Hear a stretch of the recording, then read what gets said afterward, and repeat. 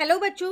आज मैं आप लोगों को क्लास 6 की जो आपके पास न्यू एनसीईआरटी की बुक है ना, उसमें हमने अपना चैप्टर नंबर 7 स्टार्ट कर रखा है, फ्रैक्शंस। तो लास्ट क्लास में मैं आप लोगों को फिगर इट आउट के क्वेश्चंस करा रही थी, पेज नंबर 179 के, जिसमें हमने क्वेश्चन 1 अपना पूरा कंप्लीट कर लिया। ये चैनल पे अपलोड भी है। चलिए, 2 ही क्वेश्चन रह गए हैं, 2 और 3 इसको आज कंप्लीट कर लेते हैं। इसमें आपसे क्या कह रहे हैं? Rahim mixes 2/3 liter of yellow paint with 3/4 liter of blue paint to make green paint. एक बॉय है राहिम, उसने क्या किया, ग्रीन पेंट उसको बनाना है, तो उसने उसके अंदर दो पेंट मिलाए, येलो पेंट और ब्लू पेंट। दोनों की क्वांटिटीज आपको दे रखी हैं, कितने कितना उसने मिलाया। कह रहे what is the volume of green paint he has made. तो बताओ उसने ग्रीन पेंट जो है वो कितना बनाया। वॉल्यूम मतलब कि कितना उसने वो बनाया। तो कैसे निकालेंगे? अगर हम ये येलो वाला पेंट है और जो ब्लू वाला पेंट है, इन दोनों को प्लस कर दें, इनके फ्रैक्शंस को, तो पता चल जाएगा। दोनों मिला के ही तो वो ग्रीन पेंट बनना है ना। तो हम क्या करते हैं, इनको प्लस कर देते हैं, पर उसके लिए हमें स्टेटमेंट लिखनी पड़ेगी। क्यों? क्योंकि ये हमारे पास वर्ड प्रॉब्लम है एक तरीके से, तो इसमें हमारे को क्या करना पड़ेगा, इनकी स्टेटमेंट भी देनी पड़ेगी। तो चलो यहाँ करते हैं इस क्वेश्चन को, क्वेश्चन नंबर 2 को। तो सबसे पहली बात आपसे यहाँ पर कह रहा है, येलो पेंट की बात हो रही है, तो हम यहाँ लिखते हैं क्वांटिटी ऑफ येलो पेंट। ने कितनी क्वांटिटी ली है येलो पेंट की? 2/3 लीटर लिया है।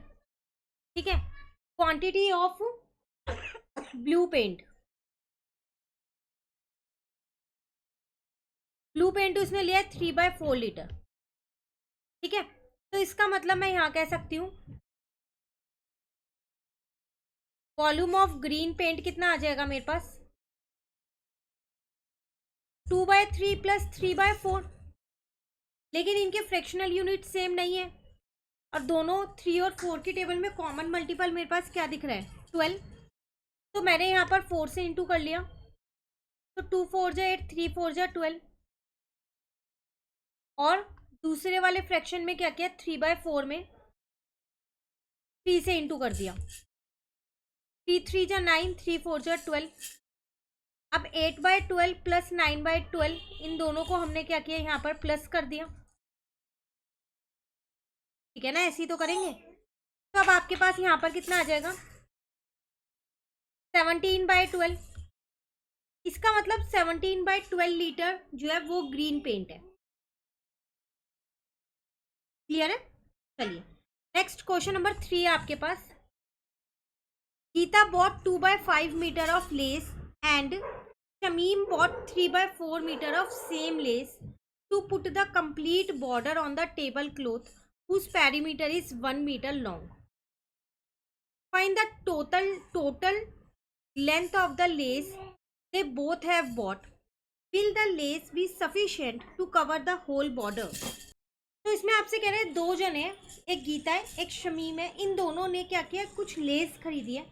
होता है ना, लेस नॉर्मली टेबल क्लॉथ पे या फिर वैसे ही किसी कपड़े पे साइड में एज अ बॉर्डर लगाई जाती है। ठीक है। तो इन्हें भी एक टेबल क्लॉथ पे वो लेस लगानी है। अब वो जो टेबल क्लॉथ है वो 1 मीटर लॉन्ग है। अब आपको ये बताना है, क्या जो दोनों ने लेस खरीदी है, पहली बात तो उनकी लेंथ बतानी है कितनी होगी, और दूसरा बताना है क्या वो टेबल क्लॉथ के लिए सफिशियंट है, मतलब पूरे टेबल क्लॉथ को कवर करेगी या नहीं करेगी। तो पहले आप ये देखो, ये दोनों लेस मिलके हो कितनी रही है, तो इन दोनों को जोड़ना पड़ेगा, मतलब, है ना। तो चलिए इस क्वेश्चन को यहाँ पर करते हैं। तो यहाँ पर सबसे पहले लिखते हैं length of lace bought by Gita.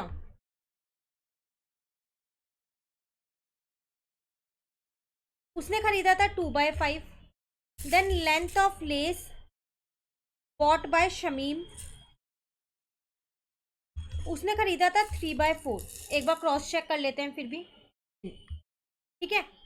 तो टोटल लेंथ ऑफ लेस कैसे निकालेंगे? Total length of lace bought, दोनों को ऐड कर देंगे, 2/5 प्लस 3/4। अब यहाँ पर फिर से फ्रैक्शनल यूनिट सेम नहीं है, तो मैंने यहाँ 4 से इंटू किया है फ्रैक्शनल यूनिट सेम करने के लिए, और यहाँ 5 से, क्योंकि इन दोनों का कॉमन मल्टीपल 20 था। तो 8/20 और 15/20, ठीक है ना। अब हम क्या करेंगे, इन दोनों को प्लस कर लेंगे, 8 + 15/20, तो आंसर आएगा 23/20। एक चीज तो निकल गई कि इतना मीटर लेस उन्होंने खरीदा है। अब हमें ये चेक करना है क्या ये 1 मीटर से ज्यादा है, तो इसका मिक्स फ्रैक्शन निकालो। ये भी मैंने आपको पहले सिखाया था कि कैसे निकालते हैं, वी शेप में लिखेंगे, इन्हें सिखा था ना हमने। तो ये आ जाएगा 13/20 मीटर, मतलब 1 मीटर तो पूरी लेस है और 1 से ज्यादा ही है। तो फिर वो आपसे क्वेश्चन में कह रहा था, will the lace be sufficient to cover the whole border, तो yes, the lace will be sufficient, क्योंकि वो तो 1 मीटर से ज्यादा है ना, will be sufficient to cover the whole border. Clear है। तो ये था आपके पास क्वेश्चन नंबर 3 जो हमारा कंप्लीट हो गया। अब मिलते हैं नेक्स्ट क्लास में आगे के टॉपिक के साथ जिसमें हम सब्ट्रैक्शन सीखेंगे। Thank you.